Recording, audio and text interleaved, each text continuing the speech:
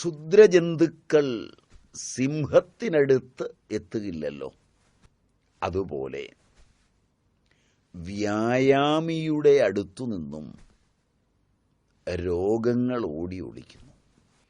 രോഗങ്ങളെ ഓടിച്ചുവിടുന്നതിന് വ്യായാമം അതീവ സഹായകമാണ്. വ്യായാമ അവസ്ഥ, രൂപം, സൗന്ദര്യം മുതലായവ ഇല്ലാത്തവന്, വ്യായാമം ശരിയായി ചെയ്യാത്തവന്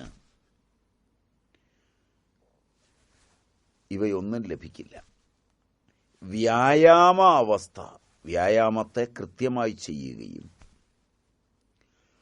വ്യായാമം ചെയ്ത് ശരീരത്തെ സൂക്ഷിക്കുകയും ചെയ്യുന്നവന് രൂപം, സൗന്ദര്യം ഒക്കെ മുമ്പില്ലാതിരുന്നു എങ്കിലും രൂപവും സൗന്ദര്യവുമെല്ലാം ഈ വ്യായാമം തന്നെ പ്രദാനം ചെയ്യും. നല്ല വ്യായാമമുള്ളവന്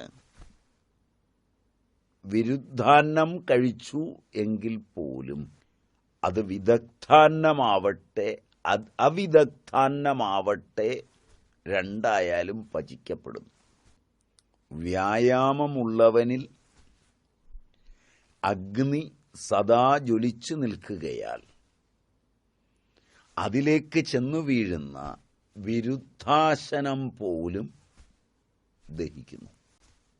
ശീതകാലത്തിലും വസന്തകാലത്തിലും വ്യായാമം അത്യധികം ശ്രേഷ്ഠവുമാണ്. സർവേഷു ഋതുസ്വഹരഃ പുംഭിരാത്മഹിതൈഷിഭിഃ ബലസ്യാർത്ഥേന കർത്തവ്യോ വ്യായാമോ ഹന്ത്യതോന്യഥാ.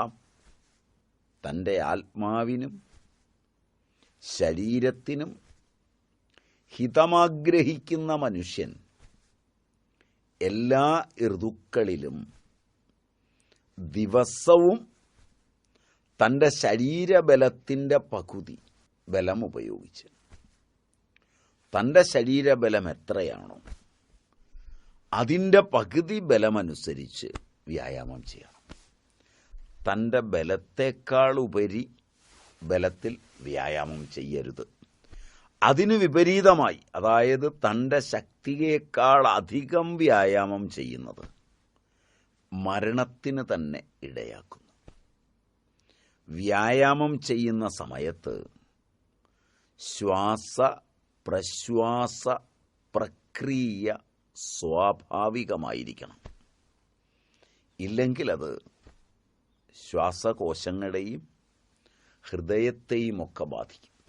ആധുനികർ പണിയെടുക്കില്ല, ആലസ്യത്തിൽ ആണ്ടുകിടക്കും, ഒട്ടേറെ മോശമായ ആഹാരപദാർത്ഥങ്ങൾ കഴിക്കും, ബലത്തെക്കാളുപരി വ്യായാമം ചെയ്യും. അത് ശ്വാസകോശങ്ങളെയൊക്കെ അതിപ്രവർത്തനത്തിൽ ഏർപ്പെടുത്തും. തദ്വാര വളരെ ക്ലിഷ്ടതകൾ ഉണ്ടാവുകയും ചെയ്യും. അതുകൊണ്ട് വളരെ സൂക്ഷിച്ച്, വളരെ ശ്രദ്ധിച്ച് തൻ്റെ ബലം എത്രയാണ് ആദ്യം അതറിയണം. വ്യായാമം ചെയ്യുമ്പോൾ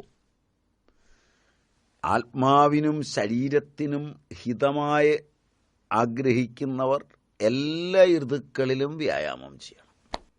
അത് ദിവസേന തൻ്റെ ശരീരത്തിൻ്റെ പകുതി അത്രയും കൊണ്ട് വ്യായാമം ചെയ്താൽ മതി. അതുപോലെ തന്നെ തൻ്റെ ശരീരബലത്തിനേക്കാൾ കൂടിയ അളവിൽ ബലമെടുത്ത് വ്യായാമം ചെയ്താൽ അത് മരണം വരെ ഉണ്ടാക്കും. തൻ്റെ ബലത്തേക്കാൾ എടുക്കുന്നുണ്ടോ എന്നറിയാൻ എല്ലാ കാര്യങ്ങളിലും തൻ്റെ ബലത്തിൽ ഒതുങ്ങി നിന്നു വേണം ചെയ്യാൻ. ഇത് തിരിച്ചറിയാൻ ശ്വാസ പ്രശ്വാസ പ്രക്രിയയെ നോക്കിയാൽ മതി. എവിടം വരെ നമ്മുടെ ശ്വാസപ്രശ്വാസ പ്രക്രിയ സ്വാഭാവികമാണോ അവിടം വരെ നമ്മൾ ഉപയോഗിക്കുന്ന ബലം കൃത്യമാണ്. വയസ്സ്, ബലം, വയസ്സ്, ബലം മുതലായവയ്ക്കനുസരിച്ചു വേണം വ്യായാമം ചെയ്യുവാൻ. വയോബല ശരീരാണി ദേശകാലാശനാനിച്ച. ദേശം, കാലം, അശനം, ഭക്ഷണം. വയോബല ശരീരാണി ദേശകാല അശനാനിച്ച സമീക്ഷ്യ കുര്യാത് വ്യായാമം അന്യഥാ രോഗമാപുയത്. അങ്ങനെ അല്ലെങ്കിൽ വളരെ രോഗങ്ങളുണ്ടാവും.